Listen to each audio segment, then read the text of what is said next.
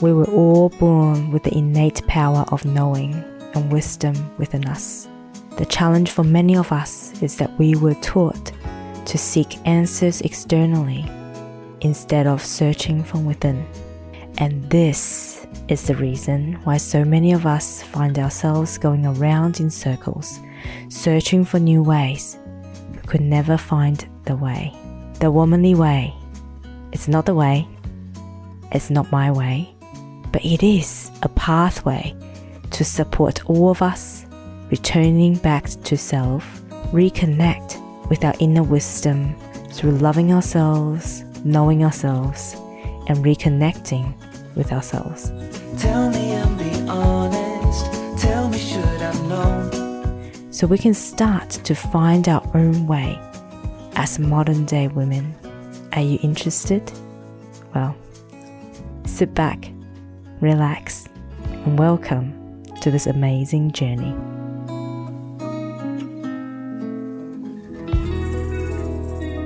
Welcome. Hello. My name is Lala Angela Wang, and I am your host for this podcast, which is the Womanly Way podcast. Wow, so today, as we are recording this episode, it's the 23rd of September 2023. Oh, it's a pretty awesome number, 2309-2023. It's also my 40 and a half birthday. So 6 months ago, I turned 40. And I shaved my head, I'm pretty sure was the weekend after. For those of you that followed me on the journey, you wouldn't know why I decided to do that. But I think for a lot of my audience on this podcast in particularly, or if you're new, perhaps this is not news to you. So I thought today I'll give a bit of an update on my journey so far. But in order to go forward or to do this recap, I really want to go back to the beginning about why I've decided to shave my head. So if you're watching this live, you wouldn't see that I've actually got short hair at the moment. But you probably also would not believe that 6 months ago, I still had long hair. It's almost as long. I think my hair was long enough. Like it was about waist length. So yeah, it came down all the way to my waist. And I've had long hair for a very, very long time. So much so during COVID, I actually learned to cut my own hair because the number of times I actually end up sitting on my own hair because it was that long. And really, I've always had this kind of conflict within me. Part of me wanted to shave my head for charity as a bucket list item. The other part of me is really shit scared about doing that because I'd never know how I will look. I have this fear that I'm going to look really ugly with a fat face. So I've never done it. During COVID, our team all had beer and we were like joking about how we should do a charity event for people to shave their beard and get donations or collect money that way. And I said to my team, look, I'm happy to shave my head if you guys will shave your beards. And it never happened because I fell pregnant soon after. And I haven't been into the office the whole time that I was pregnant pretty much. And we never had this charity event. And then I had George. I took 6 months off. And I really only returned back to work about a year ago. But this thing has always been on my mind ever since I said that, because for me, I'm a person of integrity. If I said that I was going to do something, or if I, promised I was going to do something, I would want to do it. And as my 40th birthday was approaching, I reflect upon the last 10 years. I remember reflecting how I celebrated my 30th birthday. So when I turned 30, I just got married, and it was a bit of a liberation. It was as if I started partying. It was like in my 20s, I didn't really live much. I say I probably didn't really have, drink much or go out to party scenes or go a bit crazy. And it was if once I got married and turned 30, it was like, yep, party time. So I remember used to drink a lot, party a lot. And for my 30th birthday, we went to some of the most expensive places in Sydney. I remember taking my mum to Key, which is one of the top restaurants, for a 7-course degustation for my 30th birthday. And I was one of those people, people, yeah, that I would buy luxury stuff, and it was all about the luxe experience, the luxe everything. And looking back, I'm like, I really don't remember how good the food was at Key. And I also don't remember how awesome the party was. I just remember I had a party. Fun fact, I had short hair when I turned 30 as well. Because I got married and the only thing I want to do is to never have long hair again. So I chopped my hair. And so when I was about to turn 40 and reflecting back on how I celebrated my 30th birthday, in my mind, I was like, I am a complete different person now compared to then. And the last thing I want is to celebrate this new milestone the same way I celebrated the last milestone. And I was like, okay, so what would I want to do? And I was like, you know what? How awesome would it be if I actually contribute rather than just spend money on other things, right? And I was like, okay, I'm going to shave my head for charity and I'm going to collect a lot of money. But this other side of me that's always scared of shaving my head was like, well, if I'm going to do that, I'm going to make sure I get a lot of money. And if I don't, that means if I don't achieve that goal, then I don't have to shave my head, right? So initially I set a target of $40,000 Australian. And everyone's like, are you nuts? Are you crazy? I'm like, well, if I'm going to shave my head, it better be something good. But deep down, like, I won't get there. And therefore, I won't have to shave my head. So I went ahead and the donation just kept coming in and kept coming in and kept coming in. And there's plenty of people offer to shave my head. And if there's not something that you don't know much about me, is that if I don't want to do something, I'm actually pretty clever in avoiding doing the thing. I had people offering me and go, well, come to our site, we'll do a fundraiser as well, and we'll shave your head then. I'm like, okay, if you organize it, then I'll do it. But also know the day that I was meant to be on that site, they're super busy, so they couldn't do it. So I knew that wouldn't happen. I avoid going onto any of the sites because I know that's what they will offer as well. So on the day of my birthday, I have collected 3,331 Australian, I think, from memory. It was 3,300 and something. And I still didn't shave my head. And everyone who saw me were like, oh, aren't you shaving your head today? I'm like, no, I'm not. Because the site that was offering to shave my head, it didn't have a chance to do it. But the more that I sit on it, there's this voice inside of me going, well, you promised. You need to do it, right? You need to do it. And I was like, okay. And I think as time goes on, I kind of slowly accepted the fact that I need to do it. And if I am to achieve this bucket list of mine, tick off this item off my bucket list, then now is the time. So I told Scott that I was going to do it, and then we happened to be not working that Saturday. So we booked in that Saturday, first thing in the morning. I went and bought a shaver. I also make sure that it does facial hair as well as hair on the head, because I want to make sure that Scott can use it too. I'm not wasting my money on something that I'm only going to use once, right? And we woke up as a family early that morning. And that was the first thing that we did, because I know if I didn't get Scott to do it, if I didn't buy the shaver, then invest in it, and if we didn't do it first thing in the morning, I would not do it. And the other thing I also did was I told everybody the day before, or even a couple of days ago before that. And I even posted everywhere on social media that was going to go live that day when I do the shave, so they get to watch me live shaving my head.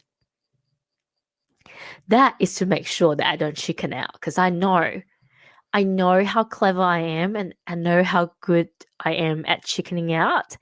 So I'm come up with all these solutions to make sure that I don't chicken out.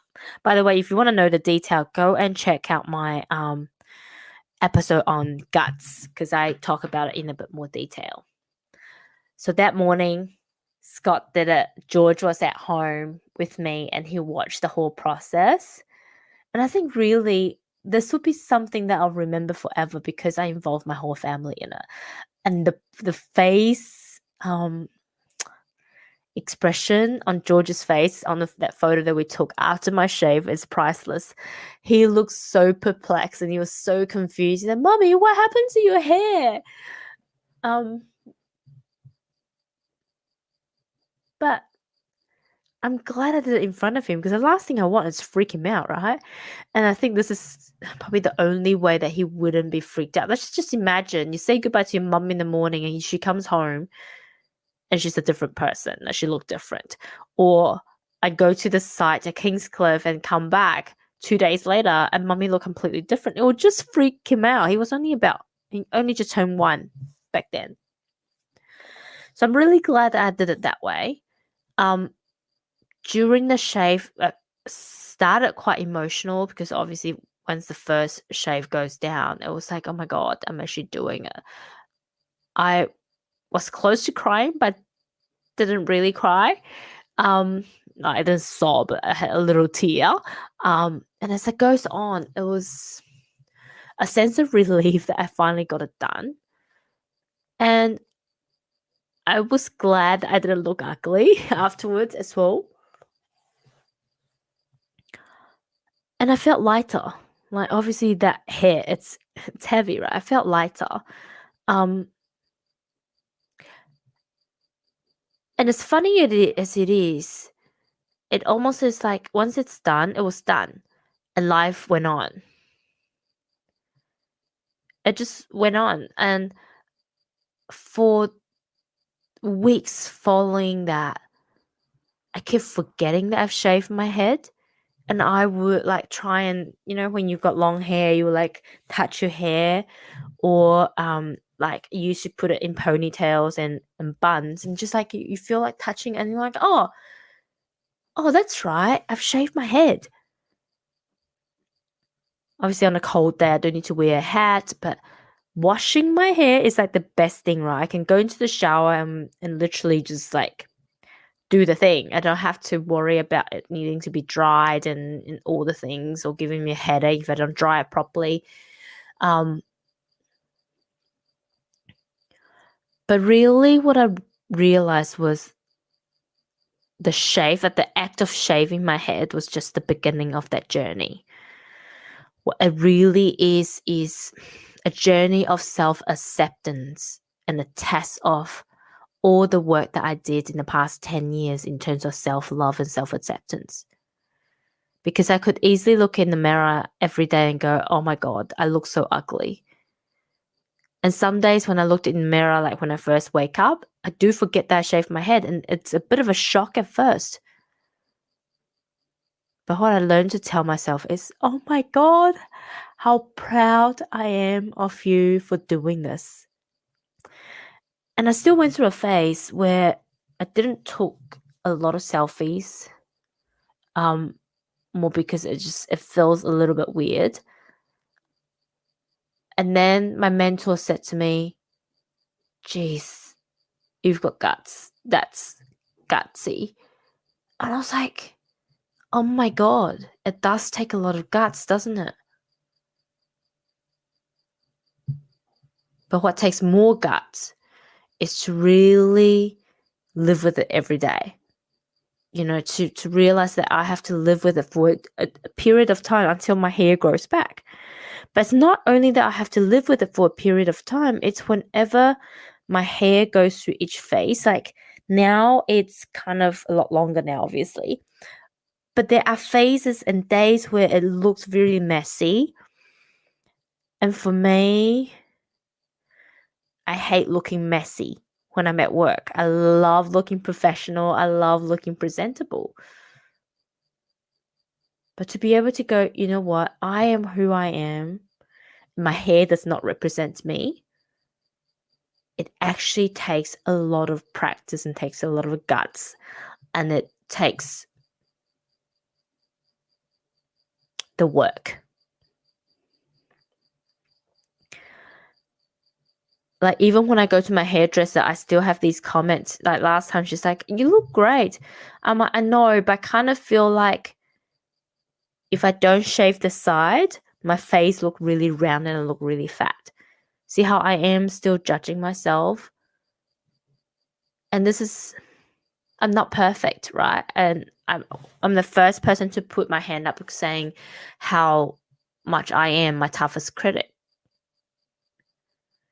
And so every day for me is a daily practice now where I look myself in the mirror and I have to accept that version of me, however my hair looks. And really, there's another reason why I think it is important for me to shave my head. And when I said, I need to do it, it's because I've been observing the online space for a very long time. I've been in this online space for a very long time. I started my first business back in 2015. So almost 10 years, right? 8 years. And what I've observed of late is something that whenever I see it, I get this cringe in my stomach and in my heart. And as you all know, the womanly way stands for supporting modern day women in our own expression and bringing back traditional values whilst thriving in this modern world. So what's been bugging me a lot is seeing so many women on the online space feel like that we need to, in order to express self-love, self-expression, and our acceptance for ourselves, that we need to wear very little, or we need to wear something sexy. We need to show our skin, as much skin as possible, or even be naked. When people talk about self-love, self-expression, self-acceptance, feminine energy, or even relationship, it's as if we can't be on social and show maximum amount of skin and with sexual lingerie, then we don't actually love ourselves. And for the longest times, I wanted to find ways I can prove this a different way. I wanted to find ways to say, hey, this is BS, right? I think it's against what self-acceptance really is, because at the end of the day, you're still putting on a show out there. Why do I say that? Because you don't go out and walk on the street every day wearing very little, wearing sexy lingerie or being naked, do you? Or perhaps some people do, right? But that's not the only way. Yet it's been portrayed as if it's the only way. But how is it really true acceptance when we post it on social? Because you take the photo, you post it on social, No, fine, you do a video and you post it on social, and that's it. You can take it down if you want to. People will forget about it once they scroll past it. And most importantly, once you take that photo, you film that video, you go back to your normal self. You don't necessarily have to live with it. And to me, shaving my head was actually the ultimate way to show that I truly love and accepted myself. Because that is something that I have to accept 24/7. And if I haven't done enough work, I'll have to do some more work in order to get there. And trust me, I had to do some more work, right? When I first shaved my head, yeah, it's fine, but it's living with it every single day and then go, okay, why am I criticizing myself like this? Why am I saying all these mean things to myself? What else do I need to work on? Right? Which part of me do I need to work on? Or is it really that I need to look after myself more? And that really has got me thinking so much more beyond just a post, right? Because I live with this every single day. But it also allowed me to explore and get to know myself more, because every phase, every stage this hair develops, it's as if I get to tap into a different facet, a different version of myself. So on the one hand,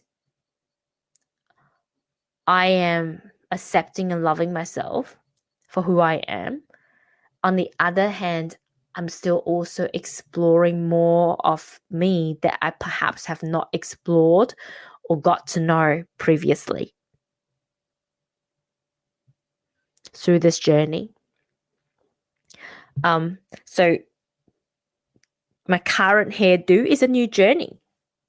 Just as an example, because when it was shorter, I can actually flick it up to a spiky hair, and now it's got to a stage that the top bit of my hair is so long, I can't flip it up anymore.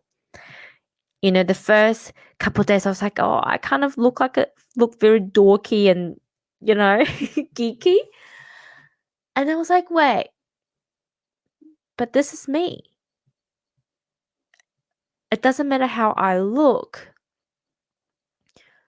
I even joked about it to Scott. I was like, it doesn't matter how I look, right? I doubt that the boys would really notice much. And I guess that's a good thing about working with boys. Like, really, a lot of them don't care how I look. Like, maybe every now and then I'll have comments from people going, oh, yes, you got hair. Your hair looked different today.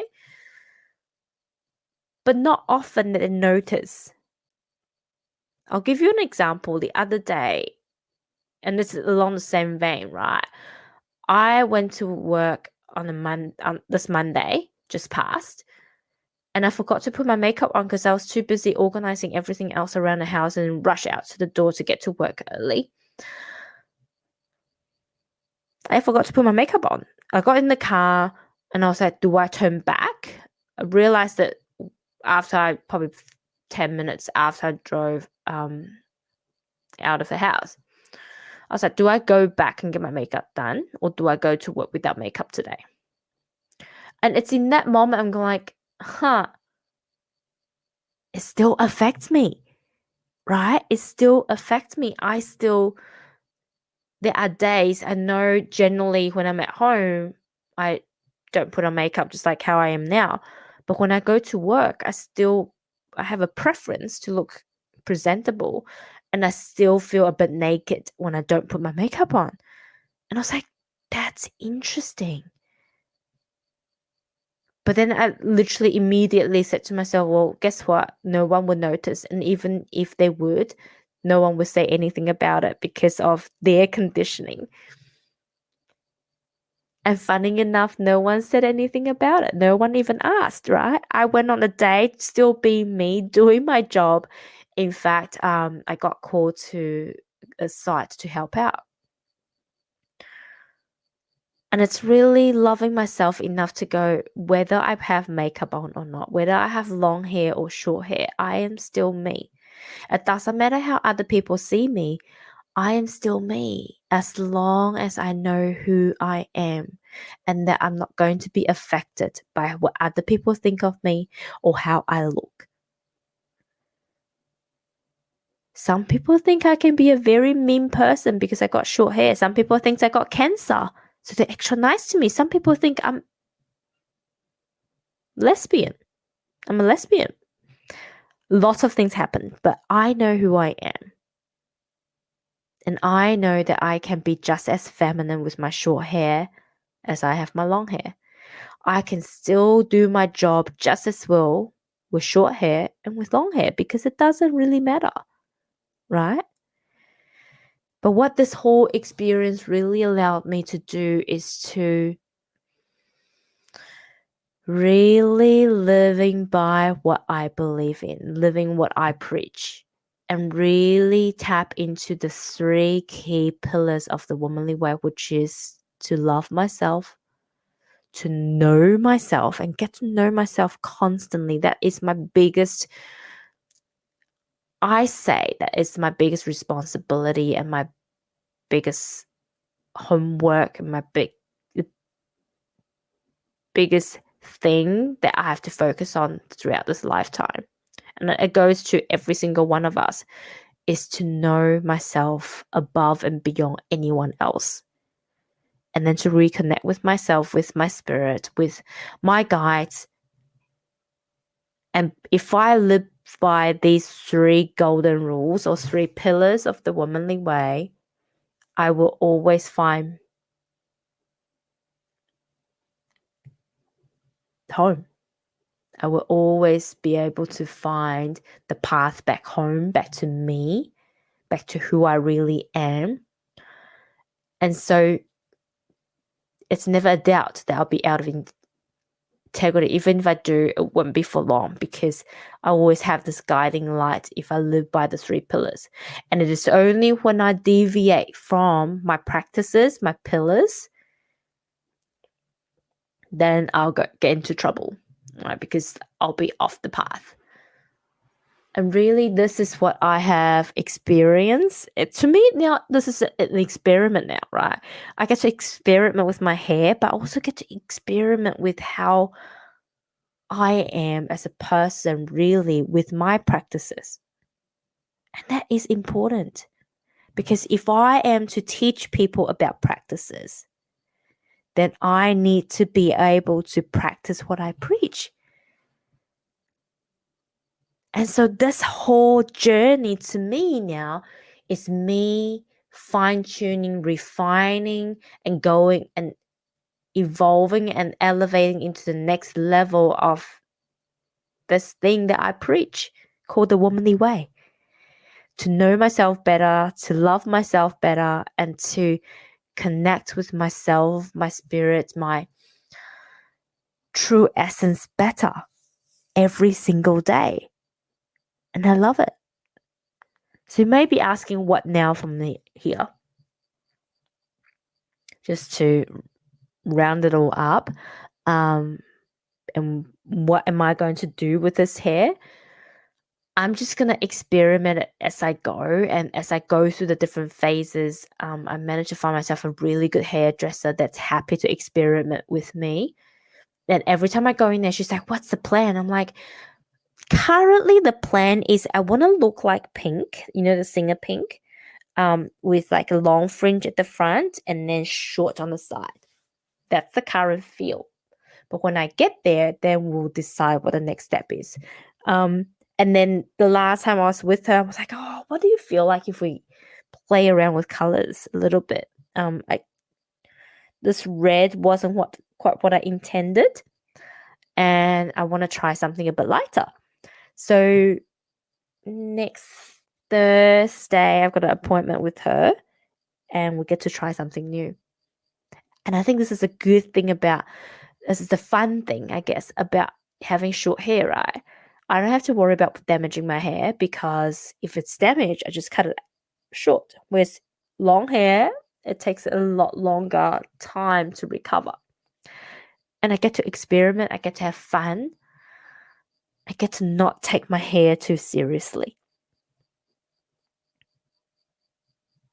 So that's where I am at. And, if you're interested to see my hair journey, come and join me on Instagram where you get to see all my different hairdos. There's crazy hair day, there's professional hair day, there's hair days where I just had a haircut, and there's hair days where I desperately needed a haircut as well. So I think that's the end of today's episode, and I really do appreciate you listening to my rant, my download, my whatever it is. And I really want to thank you all for supporting the Womanly Way podcast. And if you feel so desire and if you enjoy this episode, please share it with the people that you love. Please like the episode. And if you so desire, please follow me so you can be informed of all the latest episodes. Currently, we are doing 2 episodes a week, one in English and one in Mandarin. So if you have any friends that listen to Mandarin podcasts as well, please send me their way. Thank you so much for listening. And once again, thank you so much for your support. I really appreciate it. I will see you next time. Bye. I hope you enjoyed this episode of The Womanly Way. Don't forget to like, subscribe, and share this podcast if you feel aligned to do so. Or check out our post-show discussions on my Instagram page @The Womanly Way. See you next time.